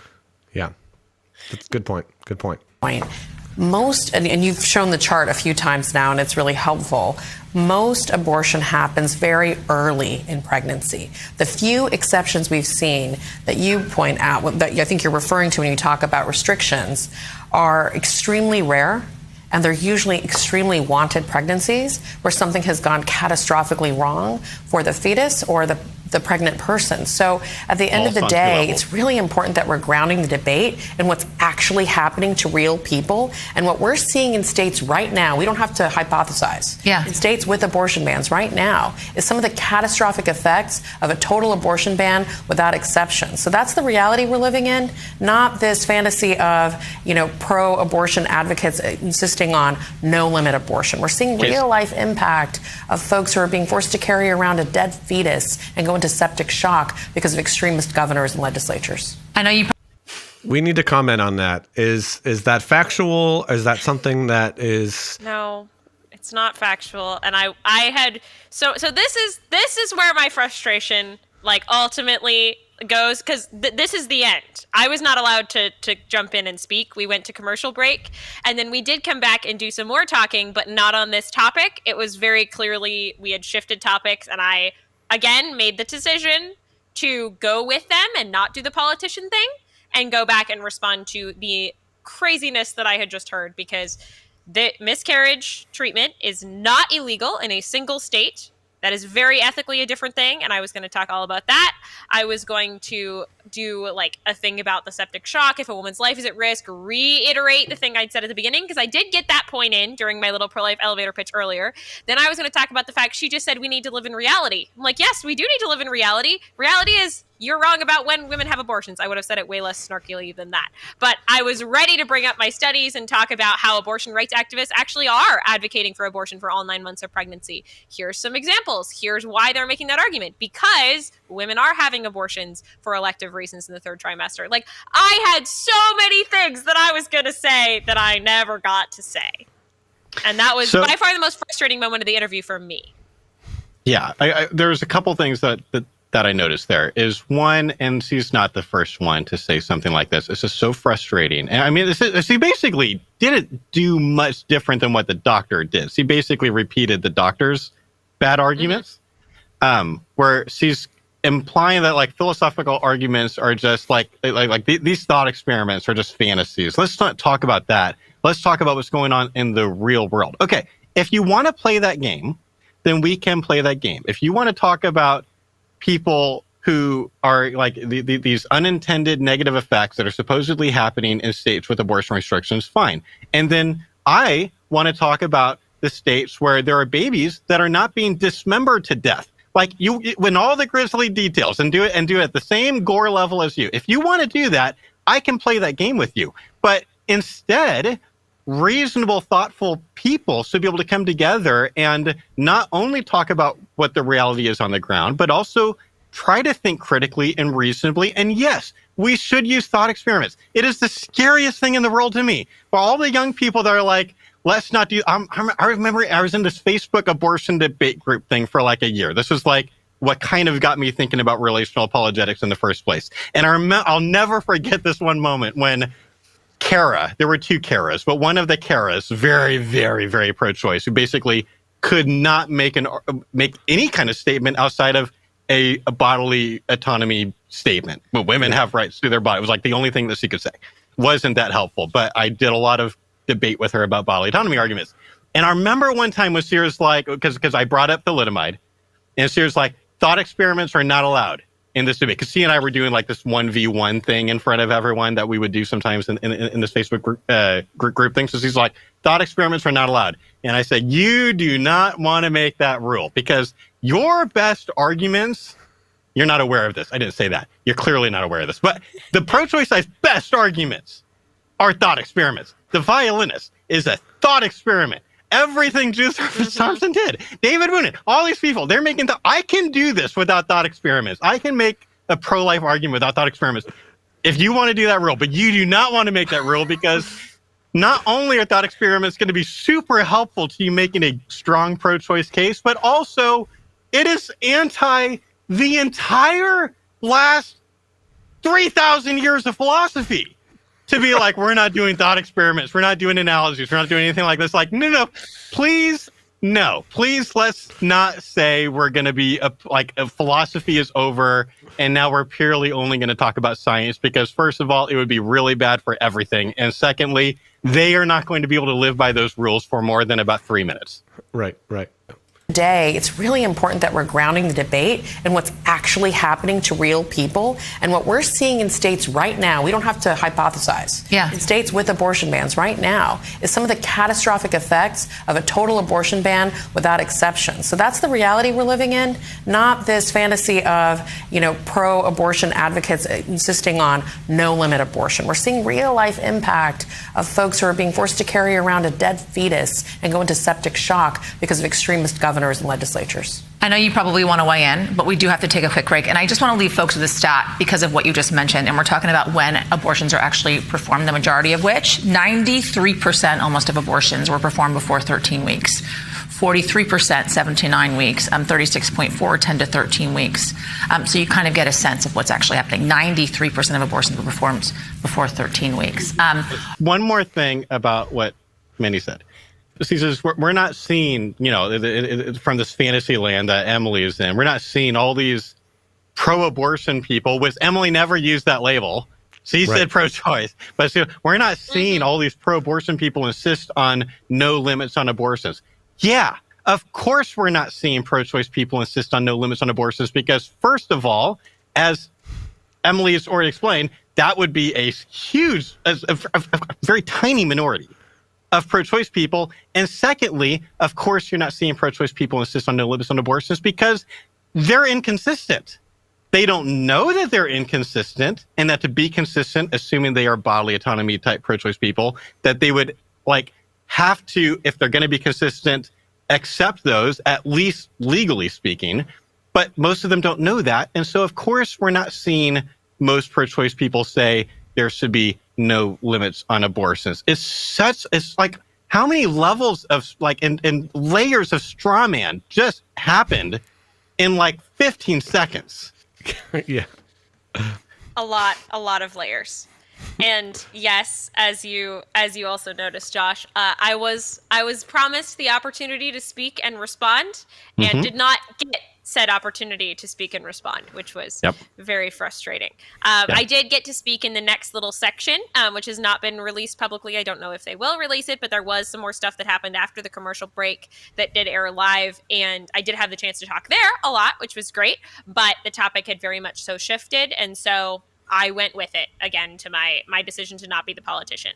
But after the segment, I overall was extremely happy with how it went and with how I was treated on set, both on air and off air, by the entire team at NBC. I was able to have some great conversations with them afterwards as well, and express my gratitude for their desire to promote dialogue, to give me space to make my arguments, and to really, allow the pro-life position to be represented on a channel that, let's be honest, it's MSNBC. Most people aren't expecting to see a pro-life advocate on there who is given an opportunity to say as much as I did, and to make arguments that ultimately went unresponded to. Truly, anyone who actually was listening to the arguments I was making would realize that they were not ever responded to.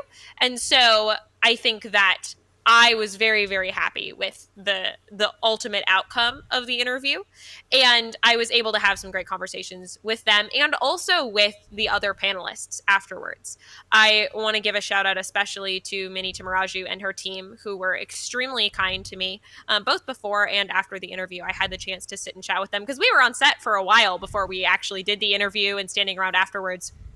And if you've seen the photo that we've put out at ERI, there's a behind-the-scenes photo. It's going to be the thumbnail of this video. Yeah, the thumbnail of this video. Okay, so the thumbnail of this video is a behind-the-scenes photo of me on set with the other ladies, and that photo was actually taken by Minnie's assistant, who was there with her. Minnie's assistant shot that photo while we were doing our thing, and afterwards, she sent it to Minnie. Minnie took a look at it and went, "Oh my gosh, this is such a great photo," and showed it to me. It was like, "I bet your organization would like to have this photo. Do you want me to pass it along to you?" And I was like, "Absolutely, thank you so much." And so that photo is from NARAL. Like, NARAL took that photo. And that was a really testament to me of what our ethos is here at ERI, that we can have dialogues with people that we disagree with vehemently. We can be friends, we can laugh and smile and fix each other's lipstick backstage to make sure we all looked good, and still go out there, have a really intense dialogue, but still be kind to people. And I was very impressed, especially by Minnie and her team, and how kind they were. They really went out of their way to be nice to me in this kind of behind the scenes setting. And I respect them a lot for that. It's such a cool thing, and is now like a really bizarre pattern, because the one time that I debated someone from NARAL, the exact same thing happened. The very first debate I did, and I'm sure it's impossible to find now. I hope it's like, well, I don't know. It might be fine if people found it, but it was on some kind of like NPR type radio station, and they had been like building up the great abortion debate, like movie trailer voice like thing. And it was me and the president of the Georgia chapter, the state chapter of NARAL. And so we both went to the studio, and they put us both in the same green room, and we hung out there for like a half an hour at least, waiting for our segment to happen. And we just had the nicest time. We were just like, even though I'm a guy, which would be arguably even harder for her to like connect with, like we are just talking like common ground about like issues with adoption and foster care and like different things. Yeah. Even during the debate, I mean, there were like 2 or 3 commercial breaks. Like I went over like it might have been an hour, but like there was one point like they hit a commercial, and she looks at me, she's like, "You're really good at this." And I'm like, "Thanks, you too." Like that kind of thing. Like, and pretty soon the host is like behind the scenes, like, "You guys are being too nice to each other. Like, why?" like you put us in the same green room, and we're nice people. What do you want? And like, it wasn't like what they were looking for, I think, exactly. But like that was NARAL too, and I just think people would not expect that like one of the nation's biggest abortion rights advocacy groups to be like that. But so far, 100% of our experiences on our team with anyone from NARAL has been really positive, at least behind the scenes. Like, of course, things are different when the cameras are on and the debate's happening. Like that happens. Many times when you see, William Lane Craig debate someone else, like at some campus, like they've all had dinner before together and have hung out, and it's more collegial, and it's just different. And so I just also want to say that I was so happy to be hearing from Emily both before and after about how well she was being treated by the folks at MSNBC as well as the folks at NARAL. And it's not the kind of thing that people would expect, which is why we need to be a lot more careful as a society of putting people in boxes and stereotypes based on the things that they believe. Some of the nicest people that I've talked to in this debate have been pro-choice, and some of the meanest, cruelest people I've talked to in this debate have been on the pro-life side. That's not an overall statement. That doesn't mean that pro-life people are mean or something like that. But I'm just saying people can be different than what you expect. And so try to have a really open mind about people and let them prove to you that they're as mean as you're expecting. And if they are, then like that's going to happen. But have an open mind, especially when you get in person with people. A lot of times they can be really, really kind and gracious. Well, guys, I really appreciate you letting me join you for this conversation and this review. Emily, you did an excellent job on the conversation. And Josh, I always appreciate your insight. And I will let Josh go ahead and close us out here. So Josh, go ahead. Thanks so much for being here, Tim. I really appreciate you and your insights. And thanks for making this happen so we can get this out kind of as soon as we can. Really proud of Emily, and hopefully we'll be seeing more opportunities like this. This wasn't the first media appearance we've done, and I don't think it's going to be the last. And so I imagine we will probably have more things like this in the future. And if you want to be looking for that kind of reaction, that kind of commentary on arguments, on the facts of the matter and all of that, then you're subscribed to the right podcast and the right YouTube channel. So thanks so much for watching, and we'll see you for the next time.